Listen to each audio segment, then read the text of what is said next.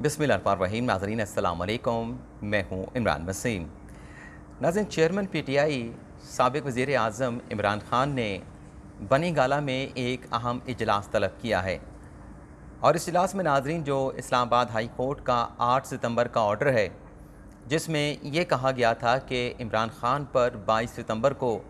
तौहीन अदालत की फ़र्द जुर्म आयद की जाएगी। बनी गाला में बुलाए गए इस इजलास में इस्लामाबाद हाई कोर्ट के फ़र्द जुर्म के इस ऑर्डर पर सियासी और कानूनी तौर पर खेलने की हिकमत अमली पर गौर किया जाएगा।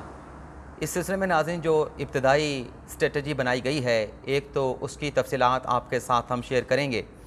और इसके अलावा हमारे आज के प्रोग्राम की दीगर जो अहम ख़बरें हैं उनकी तफसीलात भी आपके साथ डिस्कस करेंगे। लेकिन नाज़रीन, आज की इन ख़बरों की तफसीलात में जाने से पहले, इससे पहले जो हमने वीलॉग किया है, आज जो दहशतगर्दी का वो मुकदमा जो इस्लामाबाद पुलिस की जानिब से इमरान ख़ान पे दर्ज किया गया था, उस सिलसिले में ज़मानत के लिए इमरान ख़ान साहब जो है वो इंसदाद दहशतगर्दी की अदालत में पेश हुए थे। लेकिन बदकिस्मती से ख़ान साहब के अपने वकील की वजह से आज उनकी ज़मानत जो है वो कन्फर्म नहीं हो सकी। अलबत्ता अदालत ने ख़ान साहब की अबूरी ज़मानत को 20 सितंबर तक एक्सटेंड कर दिया है। लेकिन गुज़िश्ता समात जो कि 1 सितंबर को इस केस की हुई थी, अदालत की जानिब से वाज़ेह तौर पे कहा गया था कि आज 22 सितंबर को ख़ान साहब की ज़मानत की कन्फर्मेशन का हतमी फ़ैसला कर दिया जाएगा। तो ये जो हमारा वीलॉग था, इस पर हमारे एक बड़े प्यारे भाई, एक दोस्त की जानिब से एतराज़ उठाया गया और सवाल किया गया कि मैंने आज की इस अदालती कार्रवाई को यकतरफ़ा तौर पे रिपोर्ट किया है। तो सबसे पहले तो इस प्यारे दोस्त, प्यारे भाई के सवाल का जवाब देंगे। बिल्कुल उन्होंने दुरुस्त कहा कि मैंने यकतरफ़ा तौर पे आज की अदालती कार्रवाई को रिपोर्ट किया है और मेरी आज की अदालती कार्रवाई ख़ान साहब के हक़ में रिपोर्ट होती है, ख़ान साहब के हक़ में जाती है। क्योंकि जो इंसदाद दहशतगर्दी की अदालत में आज समाअत हुई, उसका जो ताल्लुक़ है वो ना तो मरीम नवाज़ से था, ना ही नवाज़ शरीफ से था, ना शहबाज शरीफ से था और ना ही ज़रदारी ख़ानदान के साथ था। अगर इस अदालती कार्रवाई का इन सियासी लोगों के साथ ताल्लुक़ होता तो मैं इसको ज़रूर रिपोर्ट करता। लेकिन चूँकि इमरान ख़ान साहब का मुकदमा है, तो जो भी अदालती कार्रवाई थी मैंने उसी तरीके से मैंने अपने वीलॉग में रिपोर्ट कर दिया। लेकिन अब चूँकि मेरे भाई ने सवाल उठाया है, तो मैं इस यकतरफ़ा कार्रवाई को जो है वो दो तरफ़ा कार्रवाई बनाने की कोशिश करूँगा। अब ख़ान साहब जो हैं, उनका जो केस है दहशतगर्दी का, उसमें ख़ान साहब एक्यूज़ हैं। तो एक्यूज़ से कहा जा रहा है कि आप शामिल तफ्तीश हों, पुलिस के सामने जाके अपना बयान रिकॉर्ड करवाएँ। लेकिन ख़ान साहब को उनके वकला की जानिब से कहा जा रहा है कि बेशक आपकी ज़मानत है, पुलिस आपको गिरफ़्तार नहीं कर सकती, लेकिन आपने पुलिस के सामने, JIT के सामने पेश होकर अपना बयान रिकॉर्ड नहीं करवाना। अब ये जो जिसे यकतरफ़ा कार्रवाई कहा जा रहा है, इसे मैं अगर बैलेंस करूँ तो आप पनामा का स्कैंडल देख लें। जब सुप्रीम कोर्ट में पनामा स्कैंडल की समाअत हुई और सुप्रीम कोर्ट के 3 रुकनी बेंच की जानिब से शरीफ ख़ानदान के लंदन फ्लैट्स पर मुश्तरका तहकीकाती टीम बनाने का फ़ैसला किया गया, तो मुश्तरका तहकीकाती टीम की रिपोर्ट आने तक और रिपोर्ट के बाद जब तक सुप्रीम कोर्ट ने नैब को शरीफ ख़ानदान के ख़िलाफ़, नवाज़ शरीफ के ख़िलाफ़, मरीम नवाज़ के ख़िलाफ़, हसन नवाज़ के ख़िलाफ़, हुसैन नवाज़ के ख़िलाफ़, इसहाक़ डार के ख़िलाफ़ नैब रेफरेंस दायर करने का हुक्म नहीं दिया था और जब तक ये रेफरेंस एहतसाब अदालत में दायर नहीं हुए थे, ये तमाम शख्सियात जिनका मैंने नाम लिया है, ये एक्यूज़ नहीं थे। लेकिन जैसे ही नैब ने इनके ख़िलाफ़ रेफरेंस दायर किया, ये तमाम की तमाम शख्सियात जो है वो मुलज़म बन गई थी। अब आप देखें कि जब JIT बनी तो JIT में नवाज़ शरीफ उस वक्त पेश हुए जब वो पाकिस्तान के वज़ीर आज़म थे, शहबाज शरीफ उस वक्त पेश हुए जब वो पंजाब के वज़ीर आला थे, उनकी बेटी पेश हुई, उनके शहबाज शरीफ के जो बेटे थे हमज़ा शहबाज शरीफ, वो पेश हुए। यानी पूरा शरीफ ख़ानदान मुलज़म ना होने के बावजूद जो है वो JIT के सामने पेश हुआ था। अब जो ख़ान साहब के ख़िलाफ़ मुकदमा है, वो दहशतगर्दी का मुकदमा, उसमें ख़ान साहब को नॉमिनेट किया गया है। ख़ान साहब एक्यूज़ हैं, लेकिन ख़ान साहब कानून के सामने सरेंडर नहीं कर रहे। लेकिन शरीफ ख़ानदान ने एक्यूज़ बनने से पहले JIT के सामने सरेंडर किया, सुप्रीम कोर्ट के सामने सरेंडर किया और जो दरख्वास्त इमरान ख़ान साहब लेके आए थे सुप्रीम कोर्ट में, जिसमें उन्होंने नवाज़ शरीफ की डिस्क्वालिफिकेशन मांगी थी, वो दरख्वास्त भी ख़ान साहब ने तब दायर की थी जब ख़ान साहब खुद अदालती मफरूर थे। उन केसेस में मफरूर थे जो PTV हमला केस था, पार्लियामेंट हमला केस था, उसमें ख़ान साहब मफरूर थे और कानून की नज़र में जो मफरूर होता है उसके कोई बुनियादी हकूक़ नहीं होते। जो हमारे दोस्त एतराज़ उठाते हैं कि यह तरफ़ा रिपोर्टिंग होती है, तो मैंने अब बैलेंस कर दिया है और वही कहते हैं कि नवाज़ शरीफ क्योंकि इश्तिहारी हो चुके हैं, उनके कोई बुनियादी हकूक़ नहीं है, तो खान साहब के उस वक्त कोई बुनियादी हकूक़ नहीं थे, लेकिन इसी सुप्रीम कोर्ट ने खान साहब की उस दरख्वास्त को इंटरटेन करते हुए नवाज शरीफ को डिसक्वालीफाई भी कर दिया था। अब मेरे जो प्यारे दोस्त हैं, जो भाई हैं, जिन्होंने सवाल उठाया था, मैं उम्मीद करता हूं कि उन्हें आज का जो उन्होंने सवाल है, उन्हें अपने सवाल का जवाब मिल गया होगा। अब आ जाते हैं आज की ख़बरों पर, हम बात करते हैं। नाज़रीन, राना शमीम जिनका एक मुतनाज़ा बयान हल्फी सामने आया आज इस्लामाबाद हाई कोर्ट में, उनके बयान हल्फी से मुतल्लिक़ जो है वो तौहीन अदालत केस की समाअत हुई। और आपको मालूम है कि मुझे भी अंदाज़ा है कि ग़ालिबन ये कोई दिसंबर या जनवरी में ये कंटेम्प्ट नोटिस जो है वो इनिशिएट किया गया था इस्लामाबाद हाई कोर्ट की जानिब से। तो आज कई महीनों के बाद राना शमीम ने इस्लामाबाद हाई कोर्ट से अपने बयान हल्फी के मामले पर तौहीन अदालत केस में गैर मशरूत माफ़ी मांग ली है। और ये गैर मशरूत माफ़ी मांगने के साथ साथ जो उनके वकील हैं लतीफ़ अफरीदी, उन्होंने अदालत से कहा है कि हमने गैर मशरूत माफ़ी जमा करा दी है और हम अपने आप को अदालत के रहमो करम पे छोड़ते हैं। ये जो गैर मशरूत माफ़ी जमा कराई गई, इसे चीफ जस्टिस अतर मिनल्ला की जानिब से कहा गया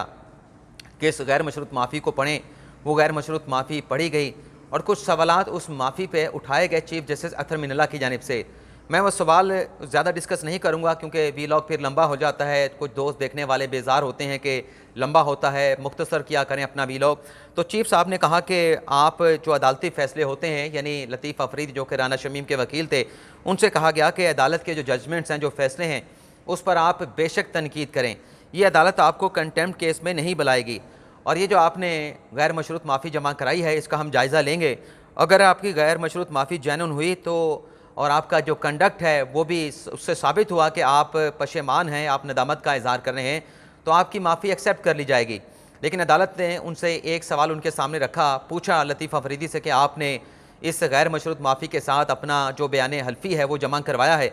तो लतीफ़ अफरीदी ने कहा कि नहीं, हमने गैर मशरूत माफ़ी जमा करवा के ख़ुद को अदालत के रहमो करम पे छोड़ दिया है। तो अदालत ने कहा कि आप सबसे पहले अपने तहरीरी माफ़ी के साथ जो है बयान हल्फी जमा कराएँ और इस अदालत के साथ जो मजाक है वो अदालत के साथ अब मजाक नहीं होना चाहिए। तौहीन अदालत की कार्रवाई का जो मकसद है वो किसी को सज़ा देना नहीं। चीफ जस्टिस ने कहा कि तौहीन अदालत की कार्रवाई का मकसद सिर्फ इतना है कि जिसने कंटेम्प्ट की है, जो एलज कंटेम्नर है, उसे अपनी गलती का एहसास हो जाए। तो इस केस में राना शमीम को तहरीरी माफ़ी के साथ बयान हल्फी जमा कराने की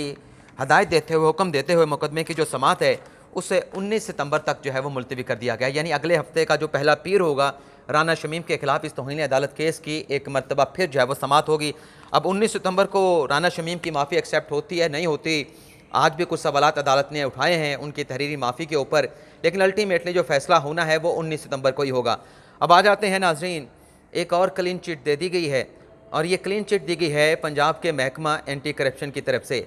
और ये नाज़रीन क्लीन चिट मिली है शीरी मज़ारी साहबा, जिन्हें महकमा माल के रिकॉर्ड में रद्दोबदल करने पर मुबैना तौर पर, जालसाजी करने पर मुबैना तौर पर पिछले दिनों जब हुकूमत तब्दील हुई थी, शीरी मज़ारी साहबा को गिरफ़्तार भी किया गया था और इस्लामाबाद कोर्ट के ऑर्डर पे फिर शीरी मज़ारी साहबा को रिहा भी कर दिया गया था। तो ये जो मुकदमा बना जिसमें शीरी मज़ारी साहबा की गिरफ़्तारी हुई थी, ये मुकदमा अब महकमा एंटी करप्शन ने ख़त्म कर दिया है। इस केस को क्लोज़ कर दिया गया है, मुकदमे की जो फ़ाइल है उसको बंद कर दिया गया है। और इस डेवलपमेंट से पहले नाज़रीन आपको याद होगा हमने एक वीलॉग किया था और आपको ये बताया था कि जो फ़रा गोगी से मुतल्लिक फैसलाबाद के एक सनती जोन में कमर्शियल प्लाट का जो एक मुकदमा मुबैना करप्शन का बनाया गया था, उसमें ऑलरेडी चंद दिन पहले जो है वो फ़रा गोगी को भी क्लीन चिट दी गई थी। तो ये दूसरी क्लीन चिट है जो पाकिस्तान तहरीक इंसाफ की रहनुमा शीरी मज़ारी साहबा को एंटी करप्शन की तरफ से मिली है। मैं इस पर ज़्यादा कोई डिस्कस नहीं करूँगा क्योंकि फिर दोस्त जो है वो एतराज़ उठाना शुरू हो जाते हैं। हालांकि एतराज़ बनता है, सवाल भी उठाया जा सकता है, लेकिन कुछ दोस्त कहते हैं कि सवाल ना उठाया करें, तो मैं सवाल नहीं उठाऊँगा। अब आ जाते हैं कि खान साहब ने बनीगाला में कौन सा अहम इजलास तलब किया है। वैसे तो मैंने इंट्रो में बता दिया था कि जो 8 सितंबर की अदालती कार्रवाई में ये कहा गया, खान साहब का जो तहरीरी जवाब था उसको मुस्तरद किया गया और साथ में कहा गया कि इस जवाब से अब मुतमिन नहीं और खान साहब पर 22 सितंबर को तौहीन अदालत की फ़र्द जुर्म आयद की जाएगी। अब ये जो नाज़रीन अदालत का ऑर्डर है 8 सितंबर का, इस पर खान साहब ने बनीगाला में एक अहम इजलास बुलाया है और ये इजलास आज ही होगा और हो सकता है कि जब आप हमारा ये प्रोग्राम देख रहे हों ये इजलास हो चुका हो। लेकिन आज हमारे जो मुख्तलिफ़ ज़राए से बात हुई है, पहले तो एक दोस्त ने बताया कि आज बनीगाला में इजलास होने जा रहा है और इस इजलास में जो 8 सितंबर का ऑर्डर है उसे सुप्रीम कोर्ट में चैलेंज करने से मुतल्लिक, वैसे तो उन्होंने कहा कि अपील पर तैयारी शुरू कर दी गई है, अपील तैयार की जा रही है, लेकिन अल्टीमेटली जो फैसला होना है वो आज के इजलास में होना है। कि ये कब अपील जो है वो इस्लामाबाद हाई कोर्ट के फैसले के खिलाफ सुप्रीम कोर्ट में दायर की जाएगी। अब ये जो जिस दोस्त ने बताया, जिस सोर्स ने बताया,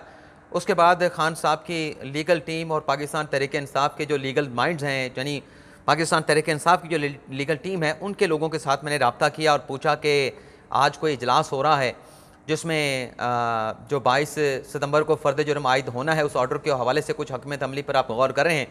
तो पहले तो उन दोनों सोर्सेज के साथ जो पीटीआई की लीगल टीम और खान साहब की लीगल टीम से ताल्लुक़ रखते हैं, उन्होंने मुझसे सवाल कर दिया कि आपको पहले तो आप ये बताएं कि आपको पता कहाँ से चला। तो मैंने टालने की भरपूर कोशिश की, लेकिन जब एक दोस्त नहीं टला, उसने बार बार पूछा कि आपको पहले ये बताएं कि पता कैसे चला।